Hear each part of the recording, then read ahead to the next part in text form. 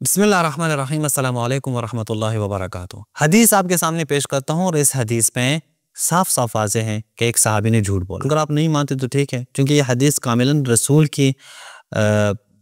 रसूल का लाया हुआ कुरान उसके मुखालिफ है। और ख़ुद रावी ने भी कहा है कि भाई ये कैसे हो सकता है, ये तो इसका मुखालिफ है, कुरान मजीद के मुखालिफ है ये हदीस। मसलन आप देखें, ये है अल-मुस्नद इमाम अहमद बिन हम्बल, मुस्नद इमाम अहमद बिन हम्बल हमजा अहमद ज़ैन के तहक़ीक़ के साथ। ये इसके 15वीं जिल्द पर हदीस सफ़ा नंबर 13 हदीस नंबर 19,604 ये हदीस है।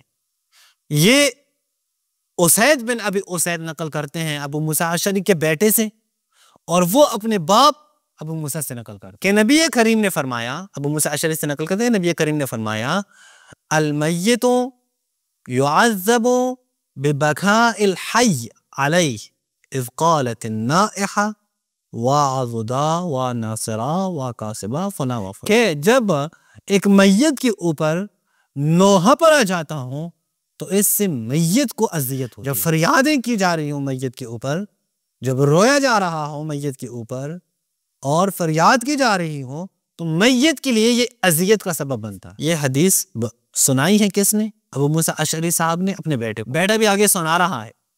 अब जिसको बेटा सुना रहा है ना, उसैद बिन अबी उसैद, वो फिर अभी आगे इश्काल कर रहे हैं। फ़क़ुल, मैंने कहा, उसैद बिन अबी उसैद कहते हैं सुब्हान अल्लाह यक़ूल अल्लाह अज़्ज़ व जल अला तज़िरु वाज़िरतुन विज़्र उख़रा। क्या है, गुनाहों का बोझ किसी और का वो तुम्हारे कंधों पे नहीं आता, तुमने उसमें कोई हिस्सा ही नहीं लिया। गुनाह में एक शख्स जाके गुनाह कर रहा है, बिलफर्ज अगर हम कहें कि ये गुनाह है रोना मैयत के ऊपर, तो एक शख्स गुनाह कर रहा है, तुम तो मर गए हो, तुमने कोई हिस्सा भी नहीं है, तो क्यों उसकी सजा तुम्हें दी जाए, क्यों अजाब में तुम मुब्तला हो जाओगे? तुम दुरुस्त बात है, उसैद बिन अबी उसैद की ये बात दुरुस्त है कि भाई कुरान कह रहा है कि किसी और के गुनाहों का बोझ तुम्हारे कंधों पे नहीं आएगा।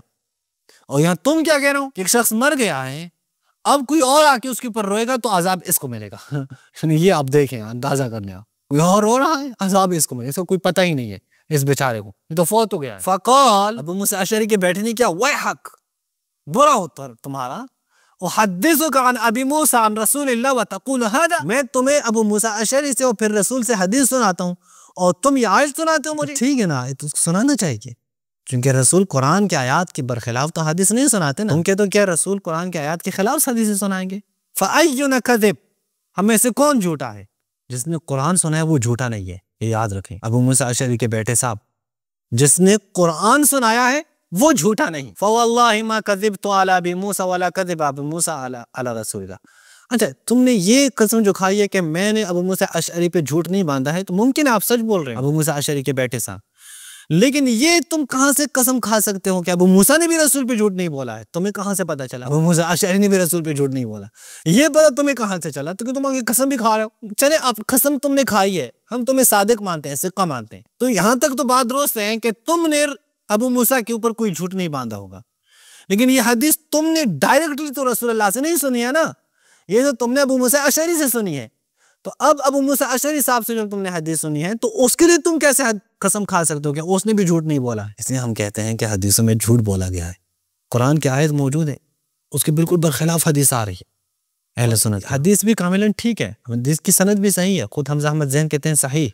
इससे पता चलता है कि आपका ये जो नैरेटिव है, सहाबा हदीस में रसूल के ऊपर झूठ नहीं बोलते, ये बिल्कुल ये गैर हकीकी नैरेटिव है, कोई हैसियत ही नहीं है। वजह क्या है? वजह ये, अब ये जो ताबई है अबू मूसा अशअरी का जो बेटा है, ये तो कसम खा रहा है कि इसने झूठ नहीं बोला है। तो झूठ किसने बोला है? जाहिर कुरान के खिलाफ रिवायत है ना, तो झूठ किसने बोला है? अबू मूसा अशअरी ने बोला। यानी ये बातें तो आ जाती है, या फिर आप बता दें कि ये अहादीस जो है वो आप हमारा जो कायदा है कि हम कुरान के खिलाफ जो अहादीस वो हम मानते ही नहीं, या फिर वो कायदे को आप मान लें, फिर हम असल झूठा देखेंगे भी नहीं कि इस हदीस में किसने झूठ बोला है, किसने नहीं बोला है।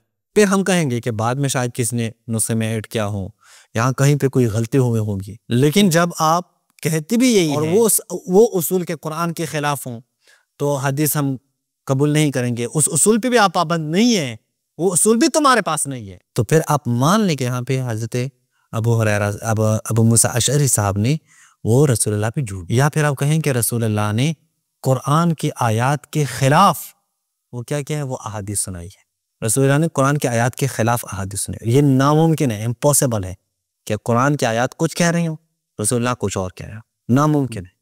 बात क्या बनती है? बात यही बनती है कि जनाब अबू हुरैरा ने, जनाब अबू मूसा अशअरी ने वो झूठ बोला है रसूलुल्लाह को। अगर आप कहें नहीं, हमने सहाबा को बचाना ही है, झूठ नहीं बोला है, तो फिर अबू मूसा अशअरी के बेटों को झूठा कहें, जो अपने झूठ के ऊपर फिर कसम भी खाता है, इतना फिर ढीठ बनता है। आप बता दें इसका आप क्या करेंगे? कोई और तरीके, जितने भी एहतमालात थे सारे तो मैंने आपके सामने रख लिए। या तो आप कहें कि रसूलुल्लाह के ऊपर ये जो झूठ बोला गया है ये तो अबू मूसा अशअरी ने झूठ बोला। अगर आप नहीं कहेंगे तो अबू मूसा अशअरी के बेटे ने कहा, या फिर आप माने कि रसूलुल्लाह ने कुरान के खिलाफ हदीस सुनाई, और वो नामुमकिन है कि हम माने। हमारे रसूल वो कुरान के खिलाफ कभी भी कोई हदीस नहीं सुनाते, और कभी भी उन्होंने नहीं सुनाई है।